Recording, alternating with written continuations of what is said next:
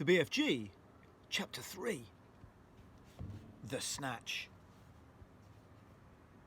Under the blanket, Sophie waited.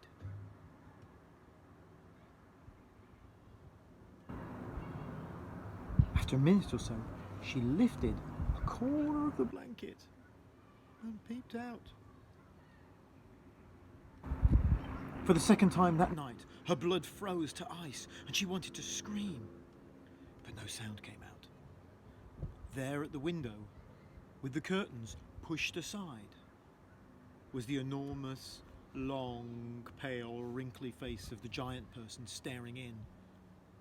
The flashing black eyes were fixed on Sophie's bed. The next moment, a huge hand with pale fingers came snaking in through the window. This was followed by an arm as thick as a tree trunk, and the arm, the hand, the fingers were reaching out across the room towards Sophie's bed.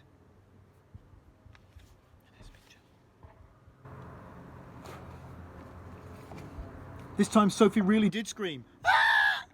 But only for a second, because very quickly the huge hand clamped down over her blanket and the scream was smothered by the bedclothes. Sophie, crouching underneath the blanket, felt strong fingers grasping hold of her, and then she was lifted up from her bed, blanket and all, and whisked out of the window. If you can think of anything more terrifying than that happening to you in the middle of the night, then let's hear about it.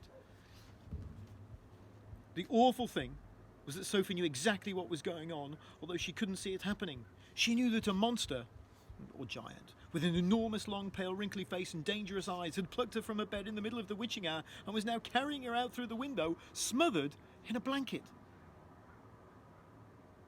What actually happened next was this. When the giant had got Sophie outside, he arranged the blanket so that he could grasp all the four corners of it at once in one of his huge hands, with Sophie imprisoned inside. In the other hand, he seized the suitcase and the long trumpet thing, and off he ran.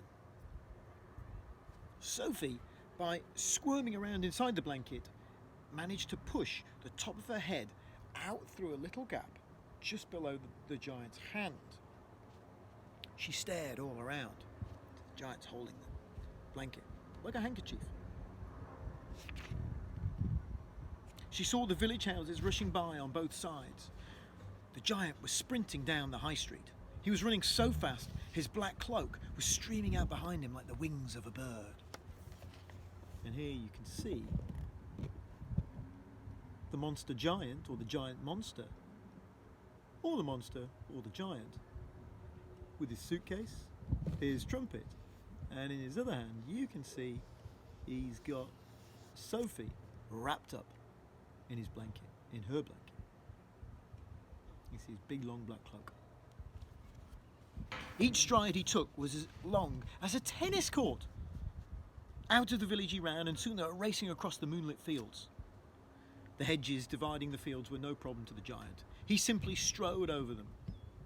A wide river appeared in his path. He crossed it in one flying stride. Sophie crouched into the blanket, peering out.